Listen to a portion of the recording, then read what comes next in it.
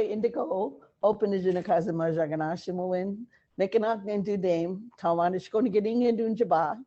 I'm coming here from Dreamwild House, and we're here to present some of the foods that we've been picking over the last year. And I'm excited to be here with Nagani Benes and all the things that he's brought. Bonjour, and then I'm Magna Duke. Nagani Benes Nindago, Makwan Nindudem, Niswabakana Chakarish Kanagawan Jabayan, Derek Nicholas, Jaganashimon, Danoki, Division of Indian Work. Me, Glitch. So, hello everybody, my name is Derek. We're a clip band of Ojibwe, and I'm just really grateful to be here with Hope today and to talk about our traditional nuts and our berries. We just got a small array of some of the food that grows around us. We have many more nuts, many more berries than what you see on the table here, but today we're going to be making some wajape, which is a traditional berry pudding or a berry sauce with some hazelnut cookies. And we're going to be talking about it while we go through this. So I think the first thing we're going to want to do is to start working on that wajape because it can kind of take a little bit of time. For me, I like to just boil up my berries in a pot with a little bit of water. And you can just simmer that away until it kind of becomes nice and thick. I know that some people like to expedite that process and stir in cornstarch or arrowroot starch. So we're just gonna get going on that. So I'm just gonna get a little bit of water in this pot, and we're gonna put in some berries and talk through the berries that we're bringing out today. Sure. Wajapi is the Hota Lakota word. If you're going to be speaking in Ojibwe about making like a fruit pudding, you would probably say something like, you'd say the name of the fruit, like for blueberries, you say minan, or for apple, you'd say mishimanug. So mishimaniabu, you say you're mixing it with water and you're making a sauce. So when you're looking at saying the names, usually you're saying the fruit with water, then it's boiled, and sometimes you'll be adding some kind of a sweetener.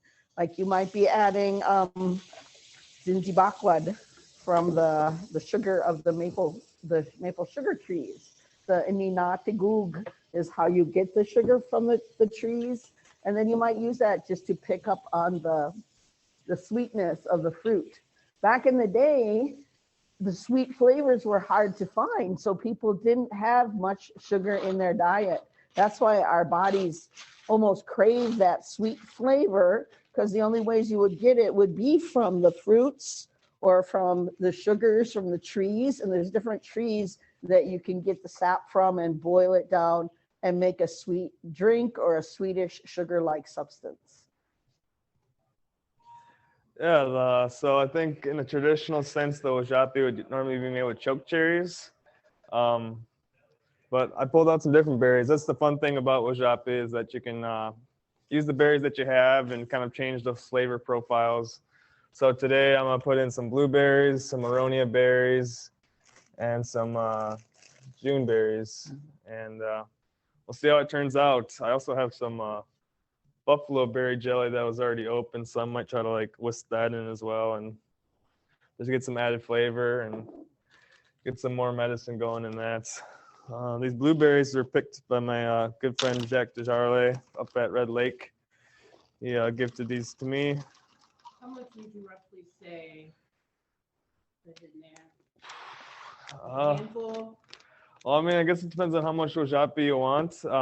Maybe do like a cup of water to 2 cups of berries. The more berries you have in there, the thicker it'll be. And I mean, it's kind of hard for this to go to waste because, I mean, you can just eat it by the spoonful. It's really delicious. So it's really interesting to see what's going on with the berries with climate change. And we were just talking about the berries up at Red Lake. I heard where there were berries, but it was way late in the season.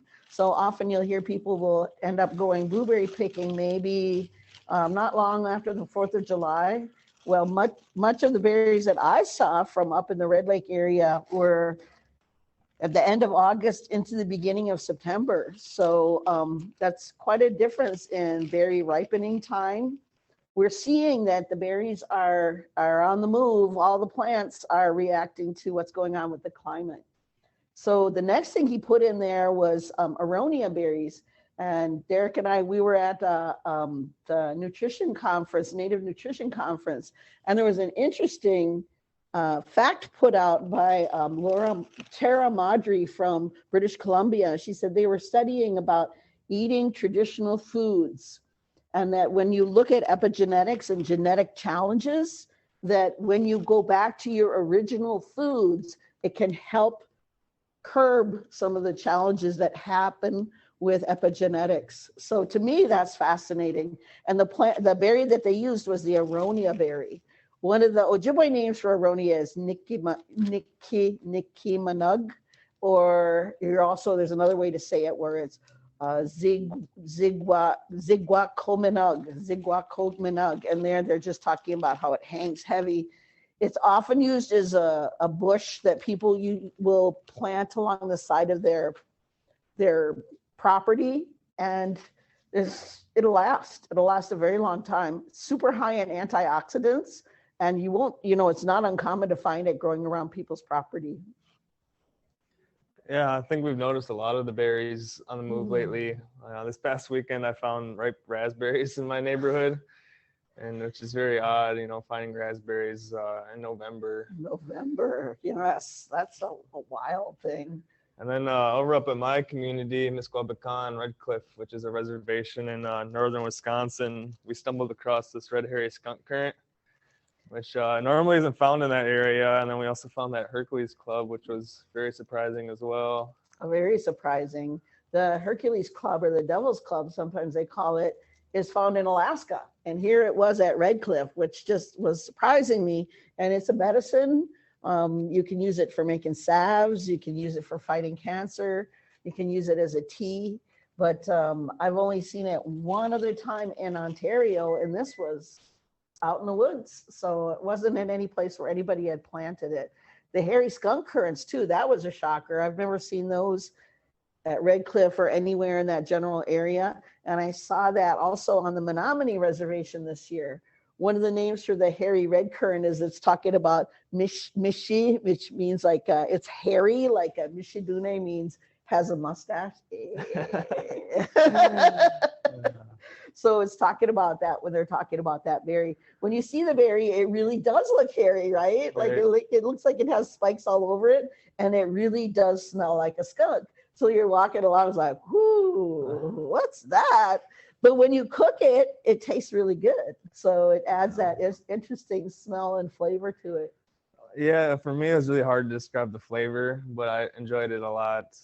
So when I picked some of this, I made a nice sauce out of it for some black rockfish.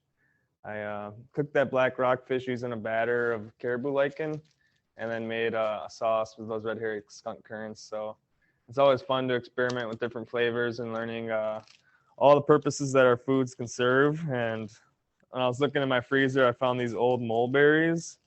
So I thought I may as well put them in today, put them to use. Ooh. But one fun thing that I just learned, I'm not sure if it's this mulberry species specifically that we find in North America, but I was speaking to this lady, Indigenous lady from Papua New Guinea, and they use the mulberry bark from the tree to make clothing and mats. So it's always so fascinating. As Indigenous people, they kind of know how to use the plant, know the gifts of the plant, and that's really important for us nowadays, is to reconnect with the land and understand what gifts it may have to offer, because every living being has a gift, and it's important to acknowledge that gift and to nurture that gift and make them feel like they're appreciated. So I'll put these mulberries in just for the heck of it, for that memory. He's always making some creative stuff. I saw he was working with that reindeer lichen, and I had always heard you can't eat it. You got to wait till the reindeer or the caribou eats it, and it breaks down with the stomach acids of the caribou. Then you can eat it. But he figured out a way to keep the texture and give it a nice, like, salty flavor, sweet flavor with this beautiful crunchy, that element of texture that makes the dish even more delicious. So I was really impressed with that when he was like, hey, try this. So I'm always interested in how you can take an element of a dish and lift it up in a new way. Yeah, so that caribou lichen, while we're on the topic, I may as well talk about it for a bit. The way that I was able to process it was by cooking it up in a sodium bicarbonate solution, so water and baking soda, and boiling in that solution and changing the water twice. When you do that, it'll kind of neutralize the acidity of that plant.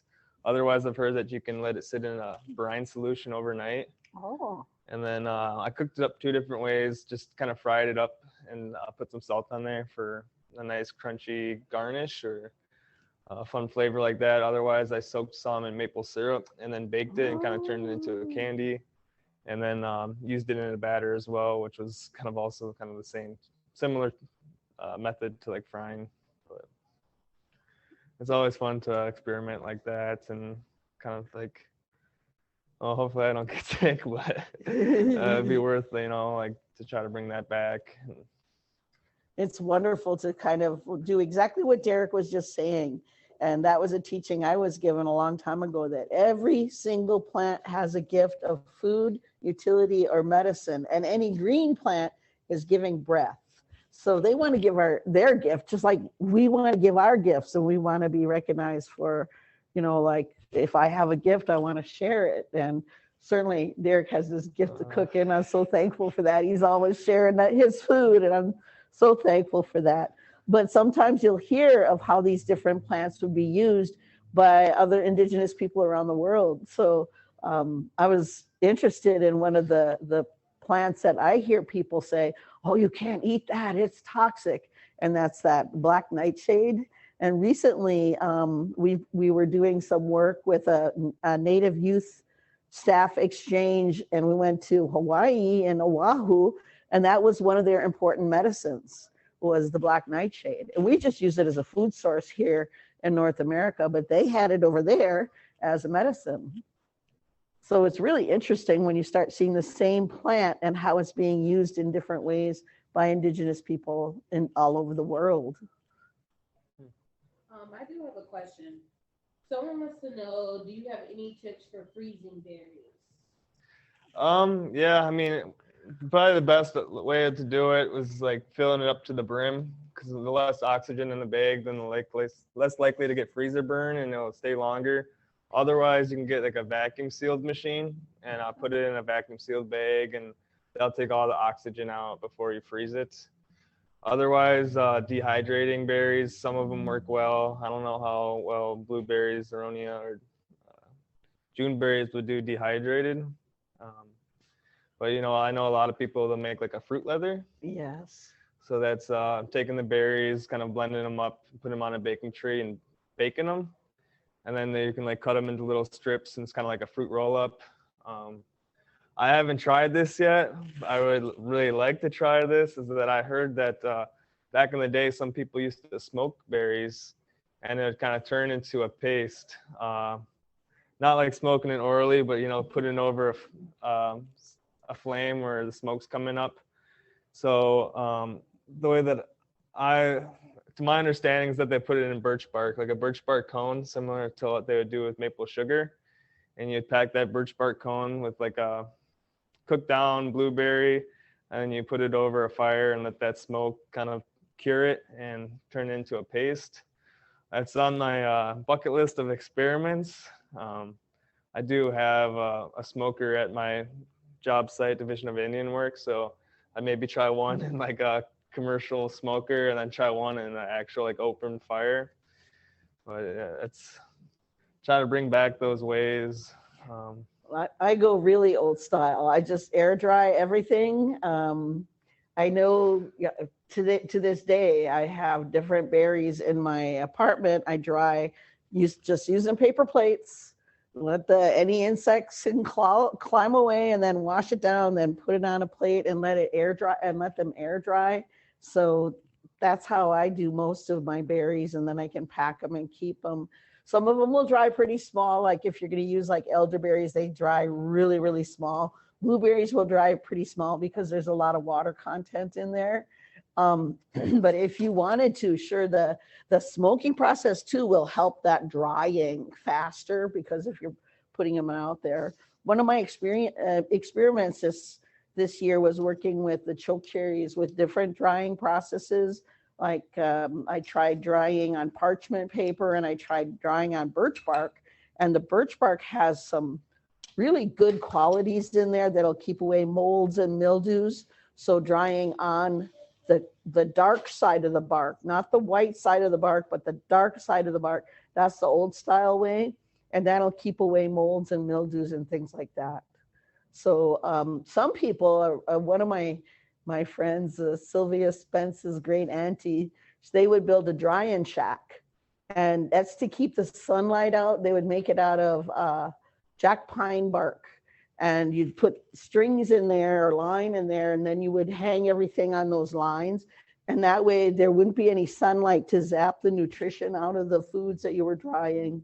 Or if you had your berries in there, you could lay out flat pieces of birch bark, and you could put your berries right on there. But that way, keep them in the shade. You don't want to let the sun take all the nutrition out of them, and keep them like off the ground. So, and in a place where it's at least cool and dry. That was something I did a couple of weeks with our youth program at Division of Indian Work, was making choke cherry patties. Oh, yeah. So we did them 3 different ways. One way was kind of a traditional way, is like mortar and pestle. We didn't obviously have, it was more of like a rock and like a pounding rock and a flatbed rock, which may be how we had it like hundreds of years ago. But I just used a mortar and pestle since that's what we had. It was a nice volcanic rock type of situation. Then we did one in the meat grinder, which just really gets that seed broken down pretty finely. And then thirdly, we did the spice grinder, and we used dry berries, so it kind of turned into a nice powder. And then we just slowly added water until it came into a nice paste consistency to make those patties. And then, as Hope taught me, we dried some on the birch bark, and then also dried some on this silk mat. And then one fun thing that I did was I brought out these berries, these mountain ash berries, which are best picked after the first frost, I would say. And they're very bitter. So I took them out of the dehydrator, and I was like, who wants to try something that's very bitter, not the most pleasant? And all the kids just lined up all excited to try them, and handed them out, and all the kids were just making faces and kind of like weren't a big fan of them, but then they would come sprinting back up and be like, oh, I want to try swallowing it this time. So I think, introducing our traditional foods to our kids at a young age is just the most important, because after our palates have been assimilated for so many years, we're a lot more closed-minded and may have a negative reaction when we're trying our traditional foods. So getting our young kids, especially like at the young toddler stage, I know Indigibaby, they make some good baby food using our traditional foods like the gateokosome and squash, and I think some beans as well. So my kids at DIW, sometimes I get some pushback with the food that I'm serving them, because if it's up to them, they'd have like pizza and Cheetos every day. But I know that those kids over at the immersion school with Choye, they're very good eaters, and they love our traditional foods. So I wish I can go visit them more and bring them some more food, because I know those kids greatly appreciate it, and they kind of acknowledge it, even though they're so young and maybe not fully grasp the meaning of it.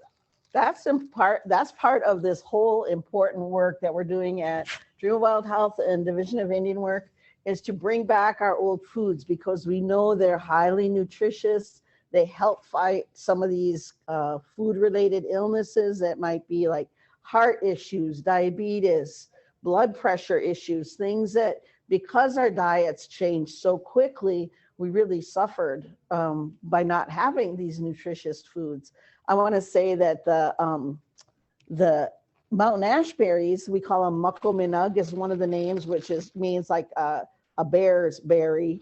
There was the elder that I knew from Canada, Nikigunsi Minakaning, who's not with us any longer, but she said what she would do is she would stew it up just like this, and then she would use salted dried fish, and the intensity of the salt fish and then the tartness of the berry would make a good flavor. So I know last year Derek used the berries and you made it with another berry which balanced out the bitterness, and it was really good. It was like a sauce you put on. What did you put it on? Was it on the grouse? Yeah, so I boiled it up in a simple solution. So a simple solution is usually half water, half sugar. So I use maple sugar and then boiled that up so it softened, kind of get reconstituted and sweeten up a bit. And then I put it on a rough grouse, and we used all foraged ingredients, which is so much fun.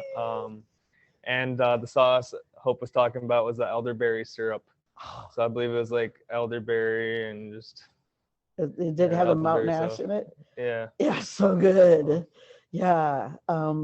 Elderberries are a lot, they're intensive to pick, but if you can get there, they're only ready for a short time. And a lot of times the birds will get it. Where they call them bibi guanensag, which means, you make a flute out of the branches of the elderberries, and it's got a pith in there. And you're going to know, like if you're looking for elderberry patches and you break off a little twig, if the pith is white, the inside of the stick is white and spongy like a styrofoam, then it's the kind that has the good edible berries. If it's red, then it's the kind that humans don't really eat, but the birds will eat them. The red berries are ready in June, at the end of June usually, and then the dark berries, the blueberries, are ready at the end of August. So they're not ready at the same time. You're not going to accidentally mix them up. I did want to say this year I had a really interesting experience. I was out picking some high bush cranberries and some hawthorn berries, and they were all in this big group, and I was just having a good old time looking at all these different kind of berries in one place. And I looked over, and there was a bear doing the same thing I was doing. He was reaching up and bending over the branches and scunning them off with his teeth. And it's like, oh, I get it. This is really his berry patch. Because as soon as he ate all those berries, then he went to the bathroom and there was a bear pile. And it's like, he's planting berries. So I went down that road. This was up at Red Lake. And I counted 48 bear piles. It's like he's starting 48 new berry patches of a variety of different kinds of berries. So sometimes I feel like we don't give our non-human relatives enough credit for what they're really doing out there. I mean, if it wasn't for the pollinators, we wouldn't have a lot of these fruits here. And certainly those bears are planting by putting a little fertilizer in there and then planting all those berries in the one spot. One thing I saw on Facebook today, which is hopefully I can recite it correctly. I just kind of chuckled at it. I thought I should send it to you. It was like basically talking about how like us as humans, we think that we're like taking care of the plants and we're like making we're helping them reproduce and grow like that. Like we're kind of like farming them in that sense. But it's like, if you think about it the other way around, it's like the plants that are producing the oxygen so that we can reproduce. They said it in a very clever way. It was kind of a pun as well. I just I can't recall correctly anymore. It's absolutely true. I know I feel fortunate that there was an elder named Ona Kingbird that passed stories on to me. And one of the really important stories talks exactly about that, the Creator has Mother Earth, the Grandma Moon, the Father Sun. They don't need us. I mean, what do they need humans for? And then the next are the plants. And the Creator is giving hair to comfort Mother Earth, just to comfort her. And the water is her blood. And this is considered the truth of it. So it's not really a legend. It's just the truth of it. And the grass and the plants couldn't grow just anywhere because they're dependent on the soil. So they have to grow in specific places. And then the Creator was wondering if Mother Earth was lonesome. So the animals came next, but they couldn't be everywhere. They could only be where certain plants were, and where things were a certain temperature, and where there was certain water where they could live.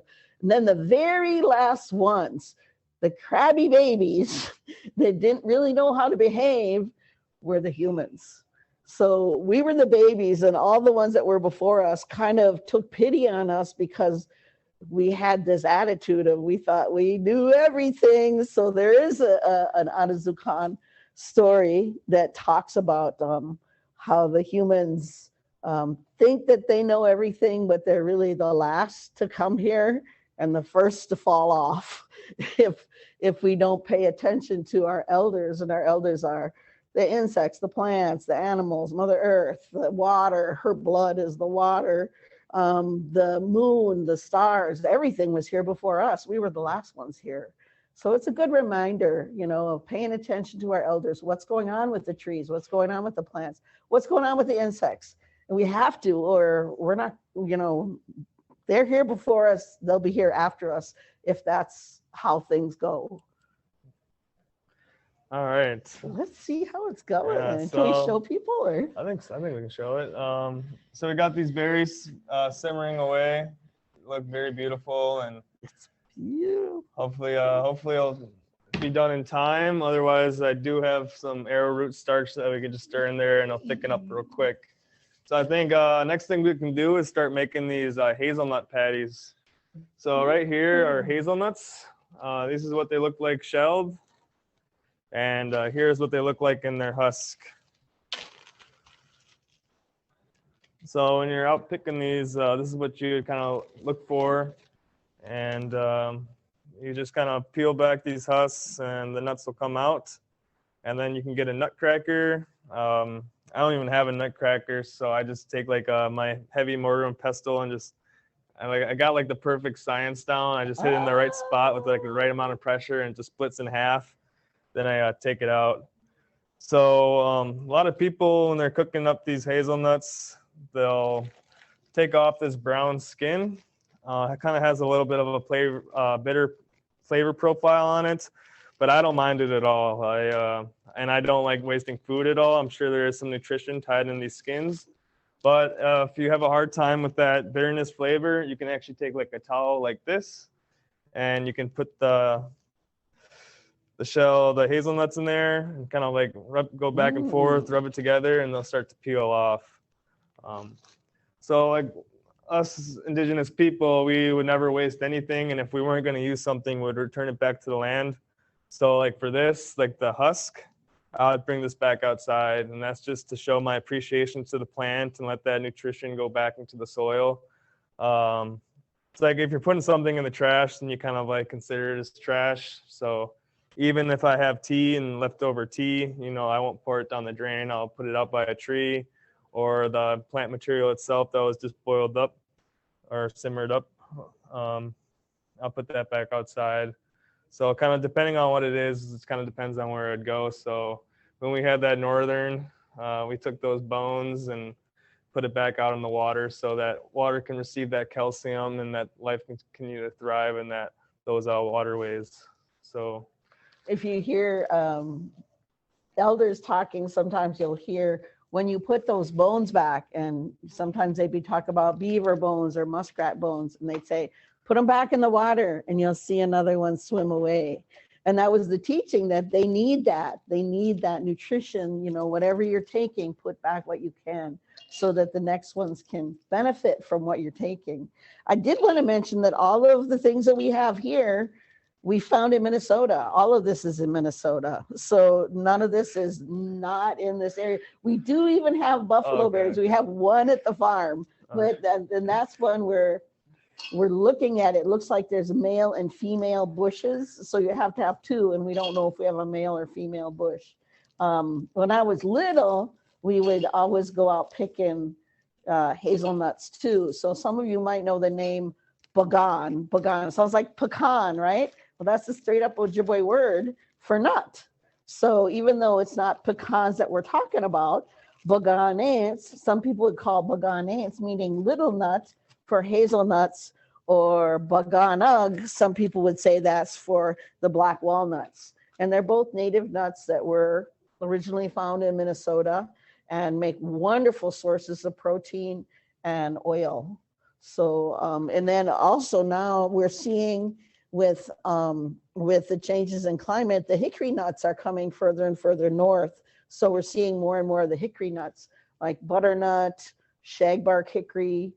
bitter nut. Some of those are coming into further and further north of the Twin Cities. Derek, roughly how much hazelnuts did you use? I would say it's about a cupful. Yeah. So I highly recommend everyone to invest in one of these. This is like a spice grinder, or yeah, I think that's the technical term, is a spice grinder. A food processor would work as well, but I have like a RoboCoop, which is a commercial food processor. So I'm not putting in that much, so it wouldn't blend as well. So I just have this. I really love this because it can just cut through anything and bring it right to where I would need it. So this is what we use to get those choke cherries blended up. Those choke cherries have a really hard seed, and it just kind of powderized it, which is very nice. So I've got about a cupful of hazelnuts in here, and I'm about to add some hickory nut oil. So making those oils is also a big thing that we would do as well. And I think that some nuts would produce more oil than other nuts. So I think maybe the best nuts to make oil out of would be acorn or hickory nut. Yeah, the hickory nut was an old trade item long time ago. It was hard to get fats. You know, fats are not easy to find in nature. So this time of year, if you could get animal fat from a bear or from a deer or from a woodchuck, they have quite a bit of fat on them. But boy, oh boy, it's hard to find fat in nature. That's another reason why humans crave it. It was one of those things where we don't get enough of. So when people could find out that if you pressed the bitter nuts, that it was a good trade item, and non-native folks wanted to trade native folks for that bitter nut, hickory nut oil. So bimide is how you say that, but you would say the name for hickory nut is mitigwub. That's referring to the bow with a bow and arrow. So the wood of the hickory was really great for making bows for bows and arrows, but the oil was great for the nuts, for making, baking all kinds of things, to have a good nut that, even though they call it bitter, if you try to eat it just plain, it's going to be bitter. But if you use it as a food, if you're mixing it in and have it pressed, you don't taste the bitterness. I have a question from Diane. They said they were finding a lot of hazelnuts on the ground at the end of the summer. Is it okay to gather them off the ground? And they also want to know, Derek, did you use the mortar and pestle to remove the outer husk? When you mean outer husk, are you talking about like this or like the shell? I would just peel these out one by one, and then put them in the mortar and pestle and just give it a good crack, and then just take the seed out. As long as there's not a hole in the circular nut, in the globule where it looks like a little globe, it's good. So I did a little, just for my own interest, one year. I went out on Christmas Day and gathered 100 of these, and about 10% were still good to eat. So even if they fall on the ground and you see it laying on the ground looking like this, if it doesn't have a hole in it, it's going to be good to eat. It's just when you crack it open, you might find a worm in there. I know some people, they say, hey, that's just a bunch of good old fat and protein anyway. But usually if you just find the nut and it's complete, then it's fine. Michelle Shaw wants to know, did you make the nut oil or did you buy it from somewhere? And if you did buy it, where did you find it? This was a gift that Hope gave me. Yes. And I have to admit, I got it from Sam. Oh gosh, what's his last name again? Thayer, Sam Thayer. He does do wild harvesting work, and he's worked with, we've worked with him, and I know Linda Black Elk has worked with him. Some of the other people have worked with him, and if you look him up online, it's Wild Foragers Harvest, I believe. So is that what it says? Wildwoods Orchard. Yeah, wildwoodsorchard.com. Yeah. All right, so got these hazelnuts and some hickory nut oil in here. I'm just gonna give it a little, keep pulsing it until it kind of breaks down to how I like it. want it to be a smooth consistency, but then also have some little bits in there for some added texture. And I might just have to push this down a couple times. Those berries are smelling good. Right. So if you wanted to say it smells good, you'd say Minamagwad. Minamagwad, it smells good. All right, and we're gonna add a little bit of salt because everything needs a little bit of salt just to bring that flavor out. We don't want them to be salty, but you should season your food just so that flavor can be pronounced. And you can taste the food as it is. So a long time ago, we didn't have salt up in this area. You could make some salt substitutes, but Native folks did not have salt. We used in this area, at least, we used the maple sugars and the different saps that could be used for sweetening. But if you wanted to make, say, a salt substitute, you could use colt's foot. Colt's foot is hard to find nowadays, though. And you crumble it up and you burn it to an ash. And then that ash has kind of a salty flavor to it. And that's something that I like to practice. I'm not too familiar with picking that plant or going to identify it. So when I get it, it's always from Hope. But it's a fun one to play with because I love to try to make dishes using all foraged ingredients. So using that prickly ash berry for the pepper substitute, using the colt's foot for the salt. But I do want to make that note that it's very important to try these things in small batches, try it little by little, because all of our food is medicine and everybody can react to it in a different way. So when I'm cooking with these indigenous ingredients, these wild foods, I have to let people know what it is and have to warn them, because you never know how someone's going to react. And last thing I want is to get a lawsuit or something, something on me. So it's true. I myself, I have to be careful. Some people love bergamot, the different kinds of bergamots. At Dream Wild Health Farm, we have the 3 different kinds of bergamots, Monarda, fistulosa, didymus, and I'm forgetting the last one. But all 3 of the monardas that are the bergamots are there, and I react poorly to all 3 of them. So some people love monarda, some people love bee balm, and gosh, this is delicious, and they use it for quite a bit of flavoring. But if I do it, it's like, I'm gonna get a reaction to it. So it's such a true thing, especially with children. It's always, don't be just giving them a whole bunch of anything. Have them try it, see how they react, but for yourself too. Make sure that you're not having any kind of an adverse reaction. Don't just go whole hog at first. Make sure you're trying something, and then gives you the opportunity to let your body know what you're taking in. All right, so now we're getting close to the final step. I put in a splash of maple syrup. We're kind of making like a cookie in a way. And now it's in a nice batter consistency. With some chunks, just how I wanted it. So this is a ring mold. You probably might not see this in an everyday kitchen. This is kind of more of a culinary chefy thing, and this is just how you would plate your food. So you could put things in here and make it perfectly symmetrical. So I'm just gonna scoop some of this hazelnuts in. So for me, I don't cook in a westernized point of view. I don't really use recipes, and there isn't no right or wrong way to cook. I really cook with feeling and cook with love. So if you're trying to make this at home, you can make this thick cookie, or you can make it very thin. But when you're baking it, you got to realize that the thinner it is, the faster it's going to cook, and the more likely that it'll really crisp up really fast. But if you want something a little bit more chewy and less crispy, you might want to make it a little thicker. So I'm just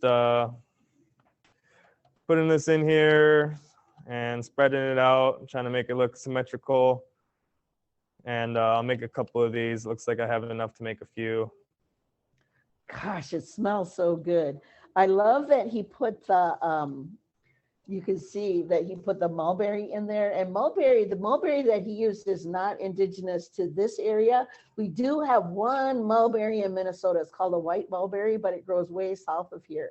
This is a mulberry from the Orient, but it's all over. So if you're a city dweller and you go like, gosh, how do I forage? There's quite a few plants that are used that as hedges or used in the area that you can go, oh my gosh, every year I see this tree and it leaves all these stains on the sidewalk. Look up, it's probably a mulberry. And one thing you can do, I know one year a friend of mine and I got a tarp and we shook the mulberry tree and all the little mulberries came falling down and we made a mulberry pie. So there's things you can do. Yep. You just, if you're living in the city, walk along some of those walkways.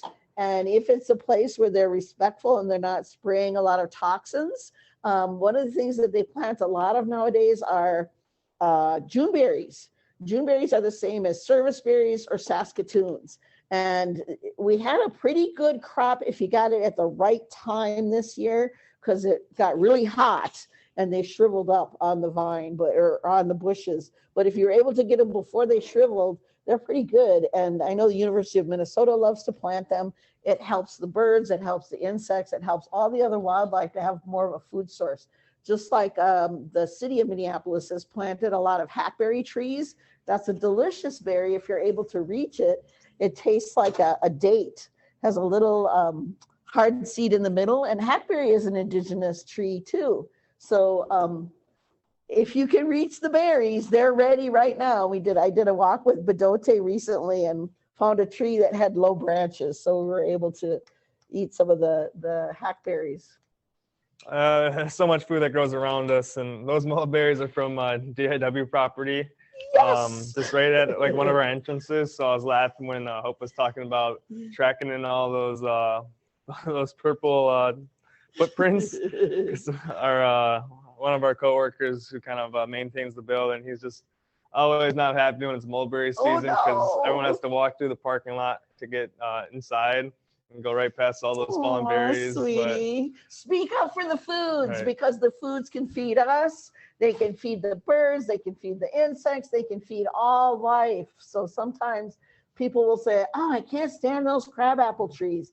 But if we didn't have them, we wouldn't have robins year round. We wouldn't have wild turkeys like we have. We wouldn't have pheasants like we have, even though pheasants aren't native. A lot of the things we have now, we're very fortunate to have those fruit trees and some of those trees that hold on to their dried fruits that maybe we're not interested in eating, but certainly they have them as a food source. So sometimes they're a food source too. I went picking crab apples like 2 weeks ago. Yeah. And I found some over at my fishing hole, and Wow. I picked a lot up off the ground.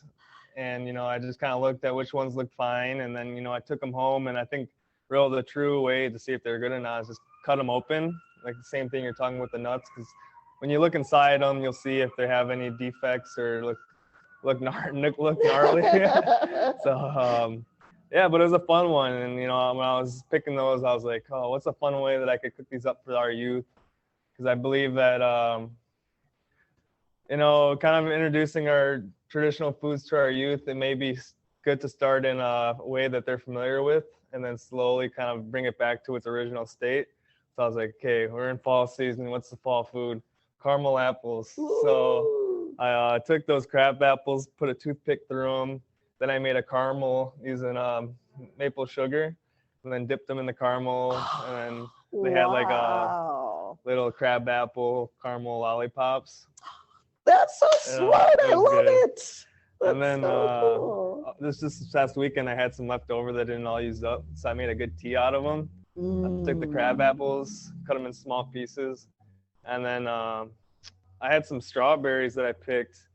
And what did I do? So I put the strawberries in my oatmeal for breakfast one morning.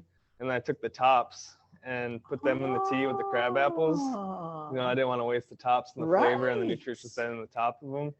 So it turned out to be a great tea. It was really delicious. Wow. So as you can see, we got the 2 hazelnut patties right here. I just tried a little bit up the spoon and it's tasting good. So I'm happy with baking this in. It's always important to taste your food before you start cooking it so you can adjust the flavors. I do want to recommend everybody should have one of these in their kitchen. This is called the Silk Mat, and it's made out of silicone. It's pretty much like a baking sheet substitute, and it's the way to go because it's reusable. It distributes the heat very well. It's a flame retardant, and yeah, I mean, and it's also non-stick, so very Keeps easy. it off of the aluminum, and you Yep. don't want to be having your foods absorbing aluminum. That's exactly right. So I got this oven set to 400. I mean, maybe 375 would be a better heat for this, but I'm just gonna cook these up quickly, and I'm just gonna keep my eyes on them. And when they're golden browned, we'll take them out. I know what Derek was just saying about the crab apples. I made a soup, and I'm a member here at Seward, and I love to get, I mean, you can buy like individual celery sticks, individual carrots, and then I had a squash from the Dream Wild Health Farm, and I thought, well, I'm going to put a little protein in there, so I bought one of their lamb fig sausages, and then I put the crab apples in there for the sweet to get a little sweet flavor. Boy, was it good. I just ate the last batch of it last night, but I used like the wild onions and garlic, a little bit of wild onions, some garlic, just caramelized them and then put them in the soup, and oh my gosh. So sometimes just experimenting around with getting some savory, some sweet, you know, and just making something that is your own can make it a fun, creative experience. Really put in that modern food pantry class to use. Ooh, yes, it's true. You're becoming quite the chef over here. We did recently take a class together at up at Grand Marais at the folk school up there, and we're learning more about building a pantry. Of course, he didn't need it. I need it. I also put crab apples in soup. Do you? So I make like a curried squash soup, Ah. and I normally put like apples in there, but I was like, hey, well, I got some crab apples. Let me just go with these. Turned out really good. Did it? I just kind of, you know, I actually blend it all up so it's more like a bisque. Oh. It's like a nice, thick, creamy soup. But it's yummy. It sounds Yeah, really good. yours sounds good too. I don't want to try your soup. I do have a story with this that I'd like to talk about. Please do. Yeah, so there was this bur oak acorn tree over at Badema-Casca, and they were doing construction over by that tree, and it was very stressed out. So it was just wanted to share its life with us, spread its gift. So it was just dropping those nuts. And so one afternoon I biked over there, started picking them up, and it was a lot. It was really time consuming. Bike back home, and I'm looking at this big bag of nuts that I picked, and I was like, oh, now I gotta crack them all. This is gonna be even more work, and they might not all be good.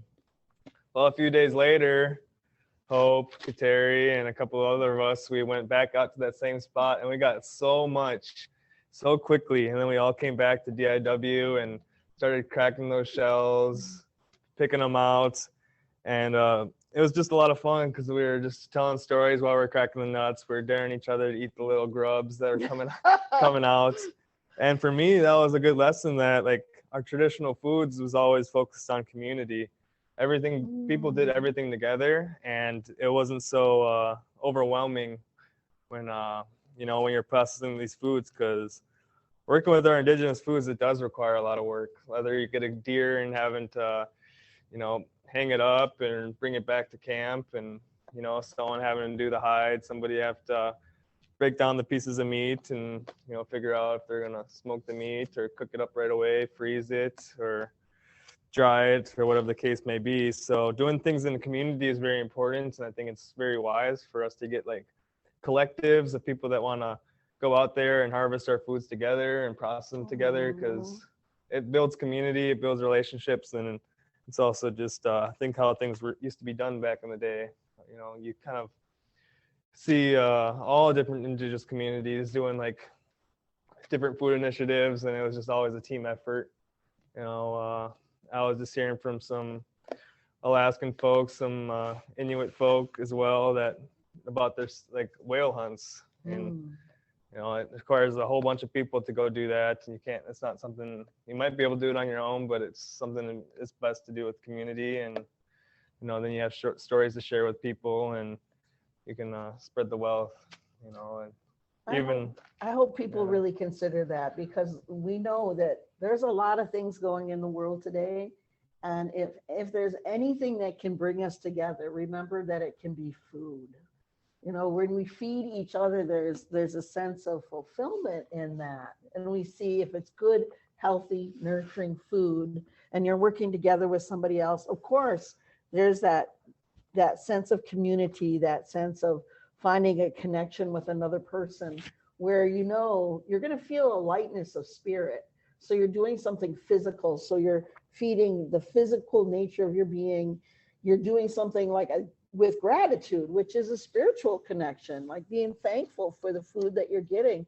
The whole concept of doing a Thanksgiving or putting down your thank yous every day with a tobacco offering or some kind of an offering, or that's a spiritual healing kind of a process. So that being physical, being spiritual, mental, you get to spend time with each other and chat and visit and support each other. So when you do that, you're learning things too. I mean, I love this time of year, I go out looking for the root foods. And so lately I've been getting what they call the wild potatoes, that's ground nuts, but the top part, it's not there anymore, it's gone. So I have to kind of figure out, okay, where might it be? And then do a test sample. And sometimes I find it, sometimes I don't. But it's like a mental activity. It's like paying attention to where are the plants, where do they like to be, who are their supporters, you know? So last weekend I was looking for hawthorn trees for the thorns are a medicine. So I was looking for that, and it's like, well, I know they like cold moving water. So look for the cold moving water and then look for the thorns. So the kinds of things that give you hints. So using your mental capacity instead of saying, I'm just gonna enter this into something and then go follow it that way. But use your decision-making skills to do that mental piece. And emotional, of course, it's healing to be with a bunch of people working together for the benefit of all. So I know, like at the farm on Friday, a bunch of us we're closing, you know, we're helping with putting together the water system at the farm, and it was really healing. We were out there doing it together, so we're all doing it, and we saw a dozen eagles fly over, and it was just this beautiful thing of being at peace where you're outside, you're with others, and you're doing something that you know is the benefit of a group, not just yourself. And it doesn't cost anything.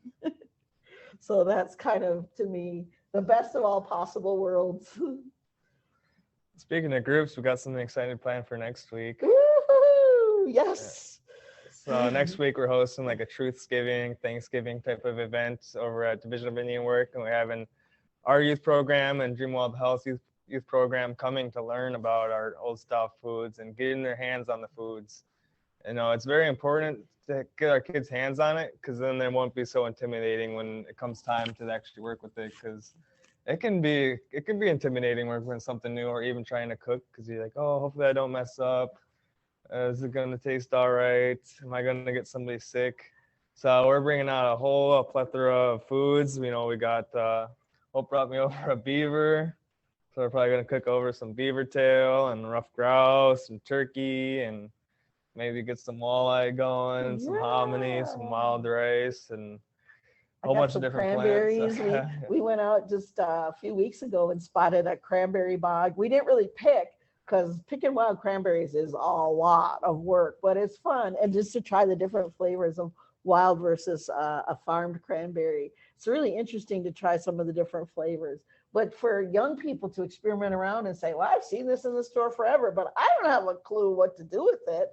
So if you have a young one in your home, it's a great way to get their creative juices flowing. Just like, here you go. Here, try maybe some of this and some of that and some of this. And it's kind of fun because you're developing that, not only the creative spirit, but that overcoming the fear. Because Derek saw me at the pantry class and I'm like, I'm doing this wrong. Aren't I doing this? I'm doing it wrong, aren't I, Derek? It's wrong, isn't it? You did great. But I can get caught in that same thing about like, I'm doing it wrong and it's going to look goofy. So I know it can be a challenge that way. But yes, I think it's really important to get our young people, they remember those things. They remember when you show them, oh gosh, I had an opportunity to work with the beaver tail this this summer, Derek was showing our young ones at Dream Wild Health about roasting a beaver tail and how delicious it is and how it tastes like pork belly. So, you know, if they never have an experience like that, now they can overcome that sort of, oh, it's a beaver. Ew, is it a rodent? Ew, what is it? No, it's one of our beloved food sources, and it's actually a clan. Some people are from that clan, or some people have that as the Indian name as well. So, you know, you never want to speak badly of your relatives. So if you go back to some of the old way of thinking, you know, your clan, that's really who you are, you know. So if you're a bear, you know, somebody back in the day was going to draw an image of, oh, this guy went downstream. He might draw a bear to indicate that's this guy right here was the one who went downstream. So it's important to look at those beings as just as real, just as alive as we are. Yeah, I think you hit right on the nail with what you said. And it probably is like the most memorable stuff that a kid could do is, you know, to experience something that's new and something that's, I don't want to say bizarre, but something that you don't really see on a daily basis.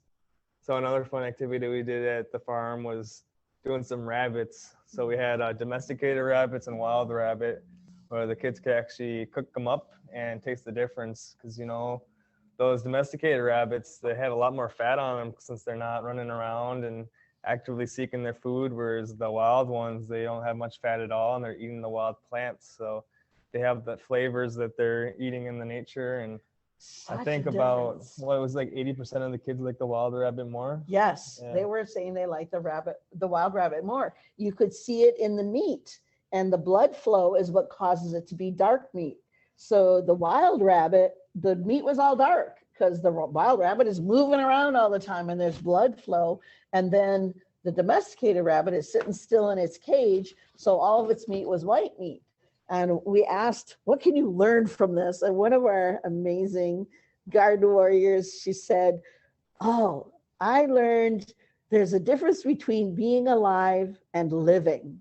I'm like, wow.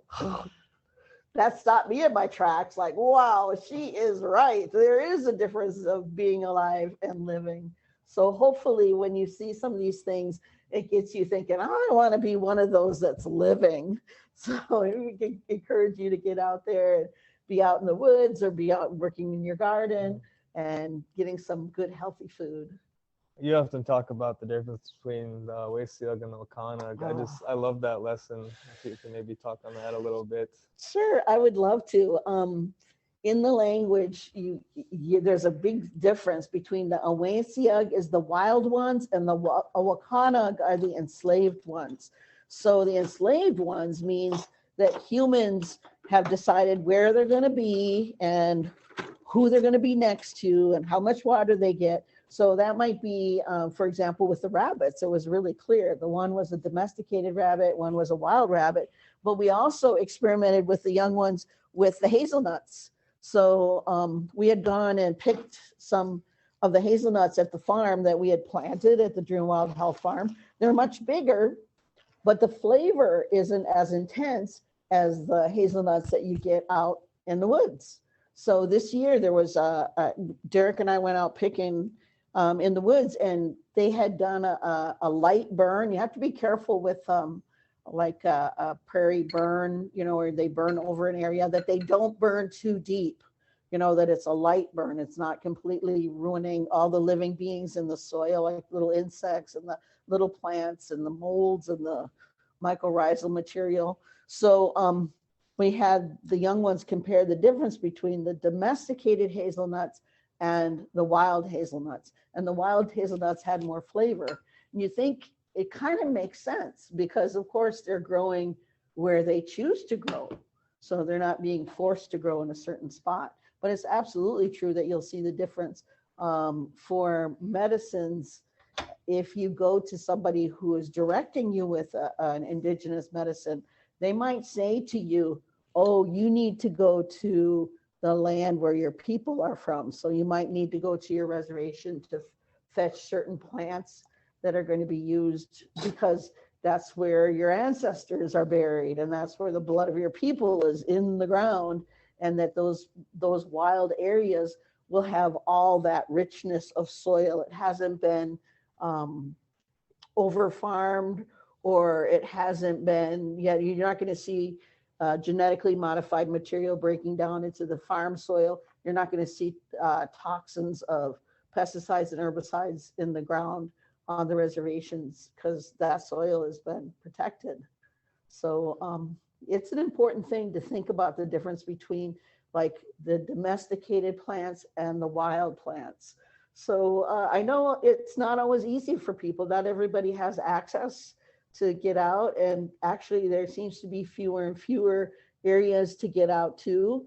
But thankfully, we've been trying to make some efforts to get areas where Native people can get out and do some harvesting before the techniques of harvesting get lost, because that can happen. It can happen really easily because, you know, some of our elders aren't sticking around. So we want to make sure that the information is kept and shared, and that young ones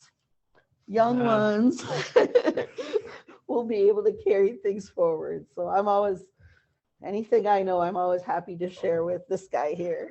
I'm so grateful for Hope. Thank you. Starting to smell those. Oh, jeez. Yeah. What? Oh, it's having a little mishap. Oh, it looks fine. It's going to be delicious. It should be good, but not how I want it to be. Oh, I don't need none of that. Just, it didn't really keep its shape how I wanted it to, but it kind of spread out. Still be good though. So Smells really good. it's hard to beat the smell of roasted nuts.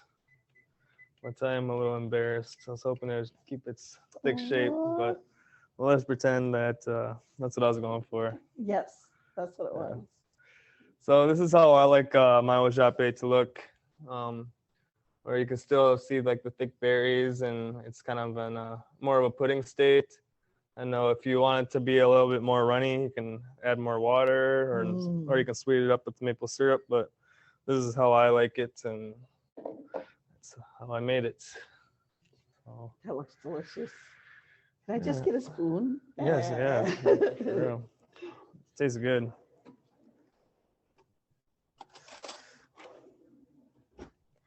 Ooh, yay, I can get a spoon. Oh, look at that.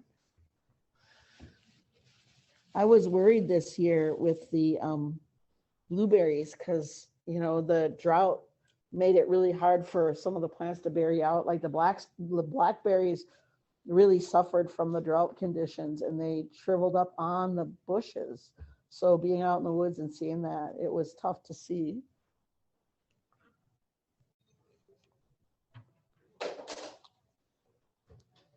All right. That is amazing.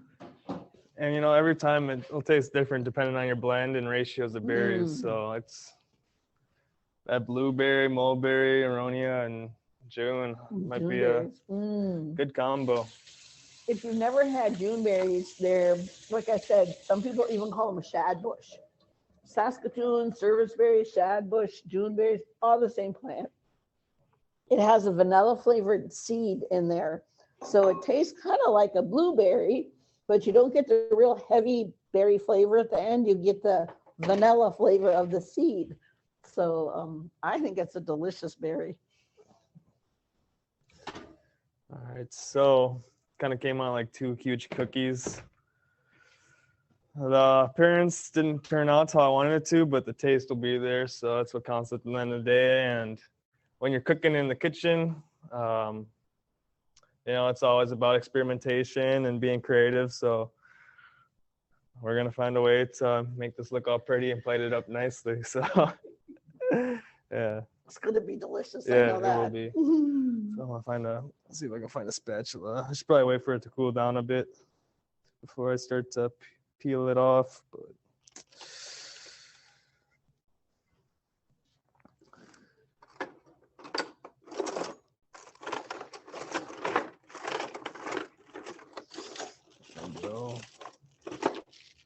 brand new spatula, never been used.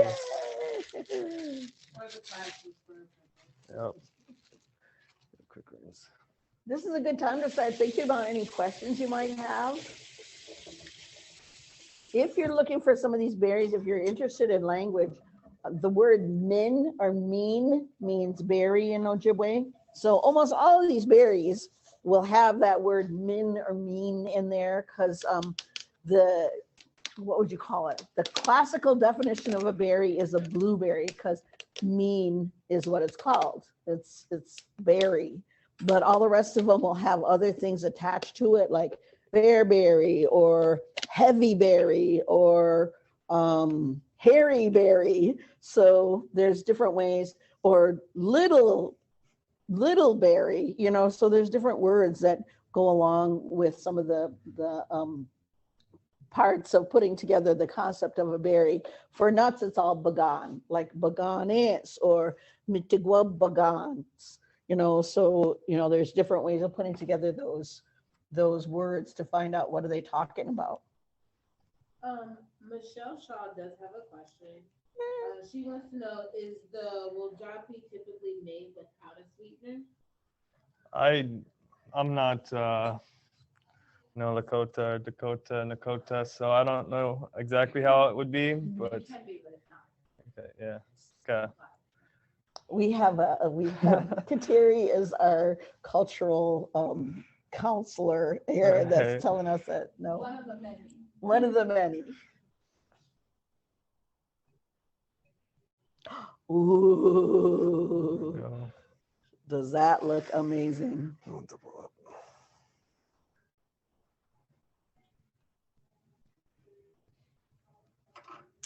All right, so when I was going through the freezer of berries, I found a pint of vanilla ice cream that also needed to be used up. So I was like, this would be perfect for it. So we got some vanilla ice cream with the hazelnut treat on top, and we're gonna spoon over this Wojapi. So we're gonna have a very good balance, a very fun tasting balance, because we'll have that nice coldness from the ice cream with some warm berries on top. So you get the contrast of heat, and then we also got the different textures going on. We got the berry textures, we got the hazelnut texture, and we got that smooth, silky ice cream as well. So, and then it'll probably look even nicer once we start, you know, kind of breaking it in and mixing it around, kind of crumble it up some ways. Oh, that looks That good. looks like a good treat. And this is actually Mhm. some lactose-free ice cream, because Yay! we did not have dairy in our diet. There was no such things as dairy before the 1500s, pre-1492. And we didn't have no cows, no pigs, no chickens. So that's not something that we would find. I think the closest thing would get to some product like that would be like eggs, but I don't think eggs qualify as a dairy product. No. So, you know, there's a whole bunch of eggs like the turtle eggs, and the gull eggs, the turkey eggs. Yep. So that'd probably be the closest thing that we had. I can't imagine anybody trying to milk a bison. No, I can tell you once we had at the farm, there was a lady from a South American native lady, and we were able to get a deer. It had been hit by a truck right by the farm, and we were cleaning out the deer, and she said, we need to honor that deer's milk bag. So we all tasted the milk, but that's the only time I've ever seen it. We don't allow dairy, white flour, white sugar at the farm at German Wild House. So we're trying to really get people thinking about eating in a healthy manner. I don't know if you guys can see, but this is the final product right here. Is that a good camera shot? All right. There we go. Should we give it a shot? Yes, let's do it. A whole bunch of it here. People are saying it looks good. Mm. Someone said it's mouth-watering. Mm. I think that's fire. Mm. Oh, that's really good. That's definitely a keeper. Mm-hmm. Mm. I bet here at Seward you could get an ice cream that would be nut Yeah, based. we have coconut, almond milk, and I think we have a soy one as well. Mm. There's a dairy alternatives is very popular. Mm-hmm. So if you didn't want to do that ice cream option. We probably would have let those hazelnut cookies sit out a little bit longer, and they would have firmed up a little bit the more they sat out. Then we could just spoon just like one spoonful of that ojopi on top of them and have like a berry cookie.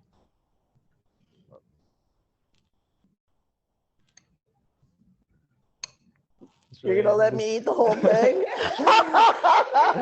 Just really enjoying yourself over there. And you say, and this is why Hope is chubby.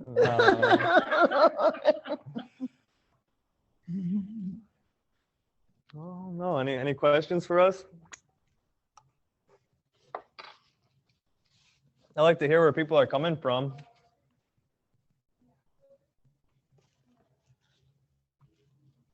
Someone said, I wish we could all try it. Yum.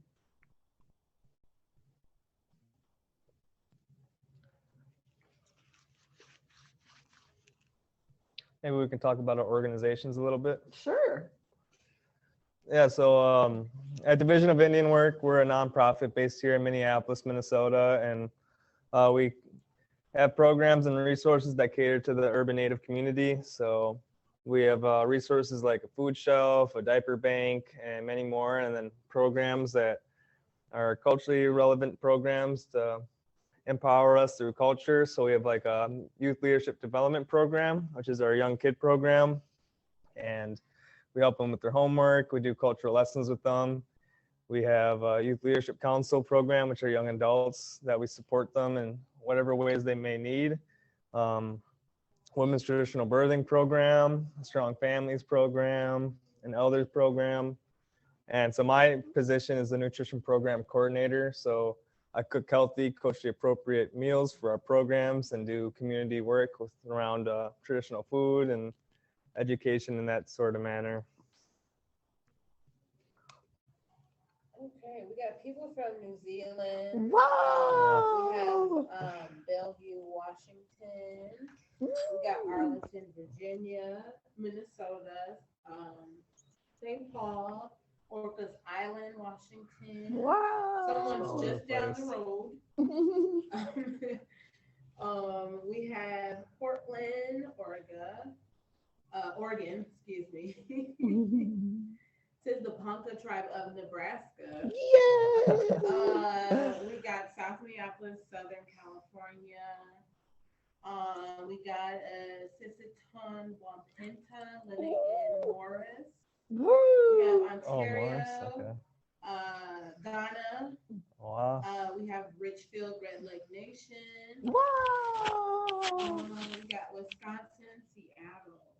Wow. Well, I wanted to share a little bit about Dream Wild Health. I know I've been talking about it a bit. We have celebrated, I have my 25 years here. We celebrated 25 years at Dream Wild Health. We were started by a woman named Sally Auger and her husband, who were running programs for Native folks that were struggling with homelessness. So she started a homeless shelter for women coming out of domestic abuse situations, and he started a program for Native men. They're both for Native people, Native men coming out of prison. And they found that when the people would work in the gardens, that they'd come back and they'd be happier and their mood would be elevated. And now it's been proven that it's true. When you get your hands in the soil, it's going to uplift your mood. So they noticed that. So Sally decided, let's start a farm. And they started a small farm at first down in Farmington. It was Sally Auger and Diane Wilson, who's a wonderful author, and Ernie Whiteman. And I remember visiting it and saying to Sally, I don't know anything about farming, but I know things about wild plants. So years later, a couple years later, she said, come with us. We were able to get some land, and we started a farm in Hugo, Minnesota. It was 10 acres at the time, and we didn't know much about farming at all, but we were able to hire somebody who would bring a shovel, and we started planting plants, and it has just blossomed. I'm just so proud of how things have changed. Right now, we have Kateri Tuttle with us, and she does the Indigenous Food Network, which reaches out here in Minnesota and is reaching about 20,000 people through all the different agencies that are looking at how can we get good food to the Native community, and how can we change that attitude about, like, you know, sort of a survival food basis that doesn't really lend itself to survival. So a few years ago, we were able to get an additional 20 acres. So now we have 30 acres. Last year, we raised 27,000 pounds of food and distributed it back into the Native community. So it's fresh produce, and we're looking at, you know, what the way we do things in a way that make sure that the soil is regenerative, like it's a regenerative farming practices, so that we don't have to use pesticides, herbicides, minimal compost. We get our compost from the Shakopee Reservation. And then we have food boxes that we get to families on a sliding fee scale. And then we go to farmers markets, we go to different agencies that have cooking programs and make sure that they get boxes of produce. And we encourage our young ones. I've been working in the youth program for 15 summers now, and we encourage our young ones to learn how to grow food, how to notice healthy food, how to get to healthy food, and how to process or cook their food. So we've been doing that for quite a while. So all the young ones get an opportunity to work with food and try to get their hands into the food and get an idea about what does it mean to be making your own food. So at one point, I know we had 3 of our the garden warriors that had gone on to work with Sean Sherman at his Owamini restaurant. But we have people going on and doing other things as well. Right now, 2 of our garden warriors are out there working for Minneapolis Indian Ed now. So it's exciting to see what kind of direction people end up going. Now we're going to launch into getting emerging farmers out there, like try to get this going and rebuild some of those old connections with other people that are doing farming practices or practices to encourage old life ways and food ways. So for some of our communities that are restoring food practices, say with bison meat or fisheries, or with like this year was really exciting to see that the 2 Dakota communities in this area went ricing again for the first time in over 100 years. Just like, what a gift, because the rice came back. So that's the teaching that I was always given, is when you thank something, it'll come back. So if that's something that you all can think about, like just being grateful, it helps you, but it also helps whatever was an old food ways to come back and be available to the people. So that's something I think is just miraculous when we can recognize that we're in this all together and we can nurture and pull each other together. Anyway, that's part of what we're doing at Dream Wild Health. And like I said, it's exciting to see now we have a new youth council, and we're going this weekend on a youth retreat to decide what do our youth leaders want to see, what is their vision of how we can bring all this together and help our mission to come to fruition.